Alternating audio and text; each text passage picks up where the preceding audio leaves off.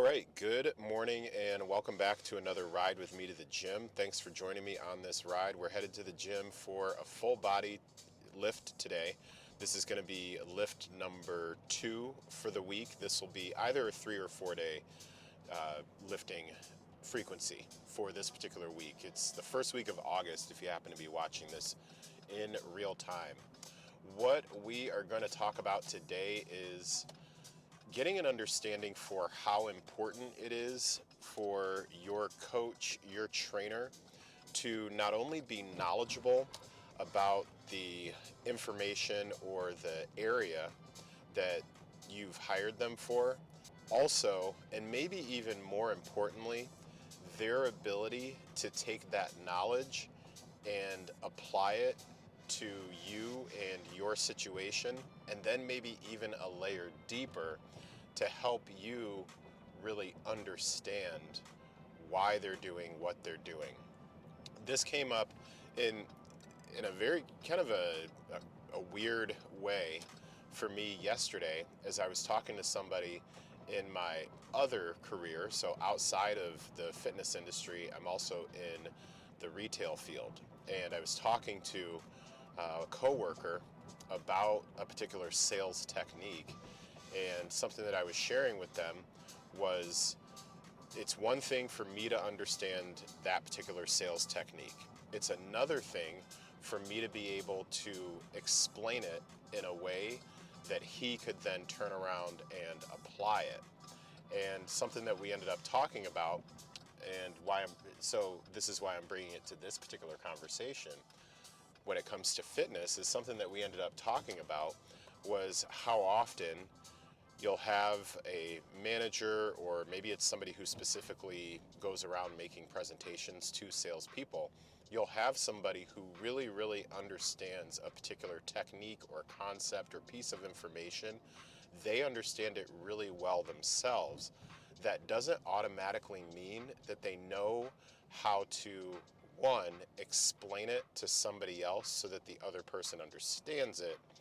And even more importantly, two, it doesn't mean that they always understand how to then help that person apply it to their own life.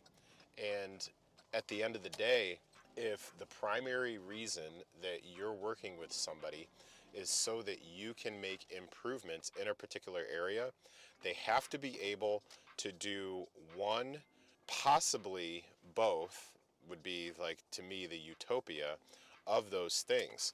So the, I guess, advice or just the perspective that I'm going to share with you, for those of you who are either working with a coach or trainer or looking for a coach or trainer, and again, this spans outside of the fitness industry, at the very base, you want that person to have an understanding of the thing that you are hiring them to help you for. So they should have an understanding, some level of education, whether it be through certification, whether it be through years of study, even if there's not an official certification, through years of study and application of nutrition, of fitness, whichever one or combination that you hire them for. There needs to be a basic understanding of that, not only from an anecdotal standpoint, also from a scientific standpoint.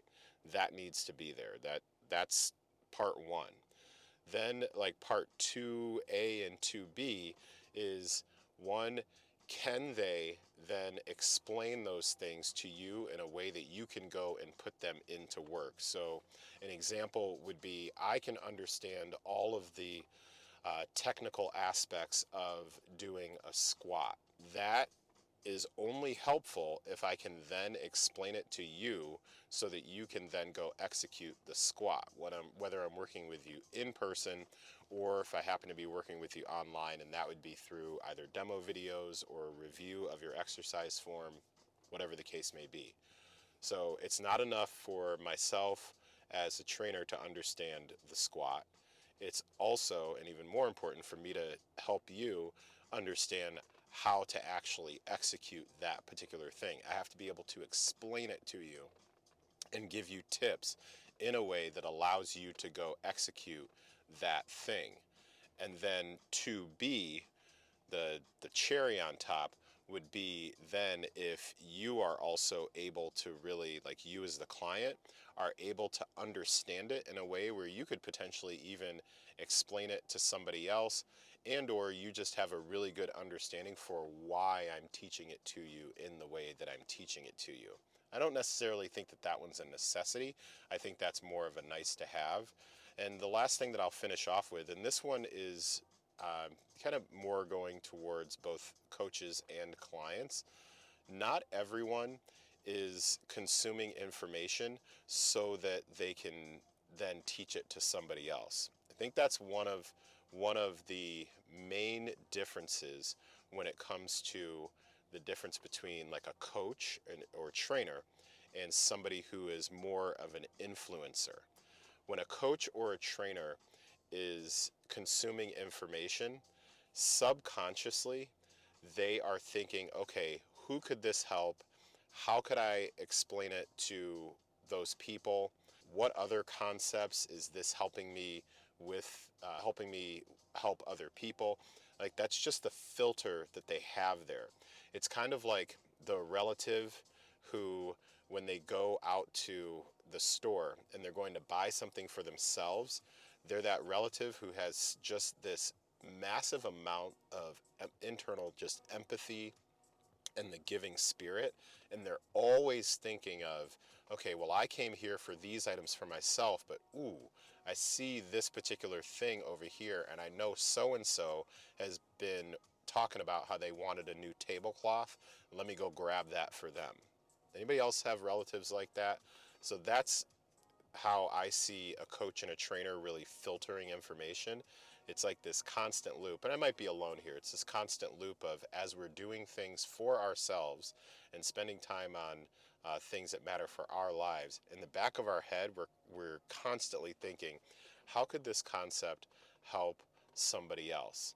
How would this situation that I'm going through right now be a teachable moment or a coachable moment for someone else? Your folks who are even your most well-meaning influencers, your everyday like fitness fanatics, fitness freaks, that sort of a thing, which prior to going into coaching and training, that was the category that I was in. Those folks, those folks are going to be consuming that information primarily for themselves, and there's nothing wrong with that. That's the majority of people.